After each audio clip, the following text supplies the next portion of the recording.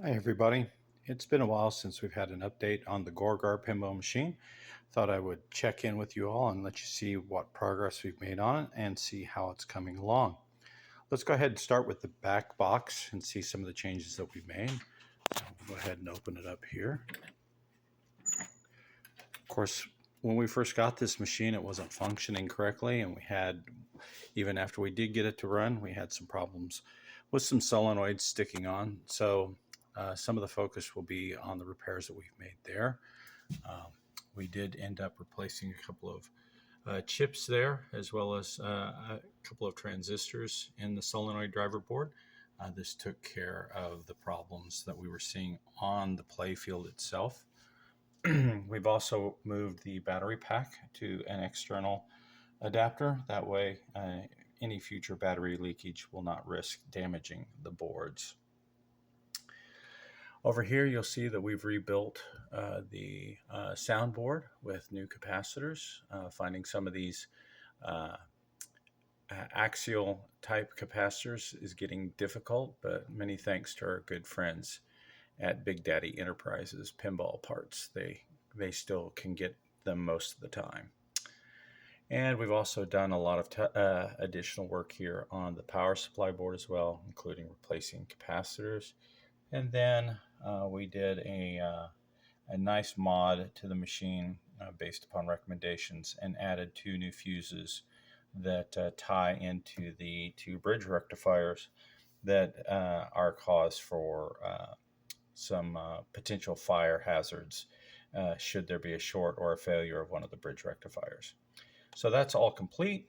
Back box is looking really good, and things are running very stable here in the back. We've also got some new ROMs here, EPROMs that we burned, and updated those. So those are all new.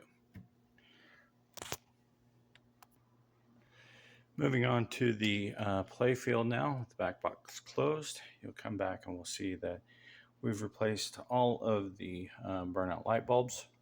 We've also updated all of the rubber pieces and got them nice and new, fresh, added to the play field. We also did something where we took every one of the plastic pieces had some curl or some or buckled in some way, shape, or form. We took those out and we took them over to our desk, and using a couple pieces of glass and a heat gun and a stack of books, we heated each one of these pieces up till it was just became a little bit pliable, and then we pressed these pieces out so they got nice and flat, and those are looking much better than they were. Let's see, I'm trying to think. New decals on both the spinners as well as the drop targets. So those are all brand new as well. And one of the last things that we're going to do here on the playfield is we've got some areas here, particularly here in the center of the playfield, where the paint has just pretty much given up. So we're going to try to touch that up just a little bit before we wrap this machine up, and maybe hit it with a can of spray clear just to kind of tighten it up so that it doesn't wear anymore. Also, we went through and flattened out several of these arrows, had buckled just a little bit and were actually raised above the playfield, and we used a heat gun as well to soften the glue up on those things and get those pushed flat so that the ball doesn't deflect or catch on that one. Of course, we had a big problem with deflection on the Harlem Globetrotters that we did a year or so ago, and that one, of course, required us taking them all out because they were all sunk in, and flattening them out that way. But so far, this is the playfield is really in good shape for what it is.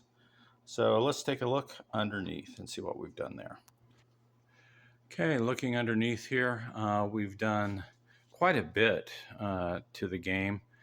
Just not the least of which is we rebuilt both flippers. This one even has a new solenoid on it with a new plunger assembly as well as sleeves.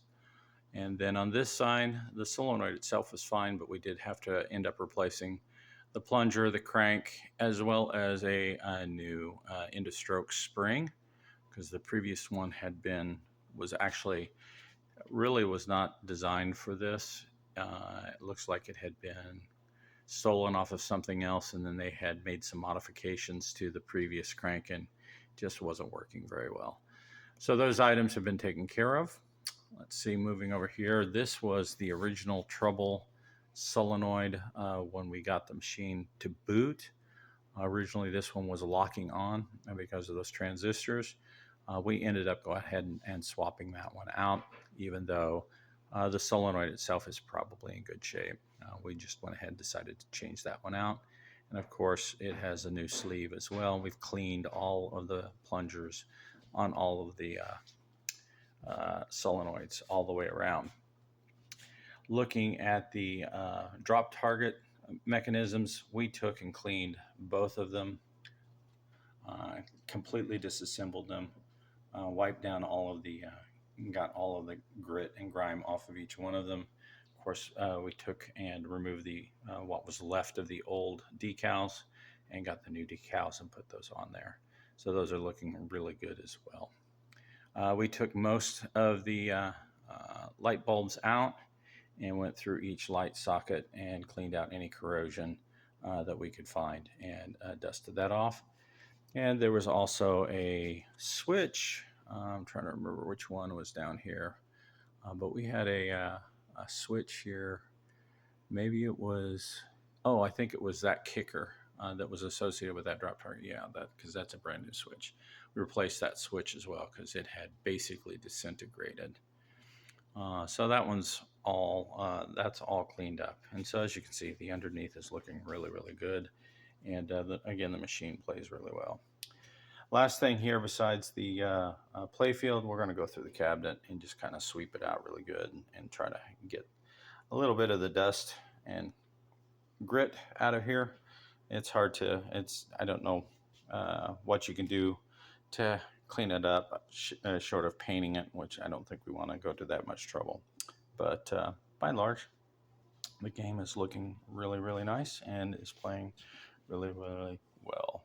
So thank you so much for this journey. We'll probably do one more quick video after we do the touch-up before we say farewell to Gorgar. Thanks for joining us.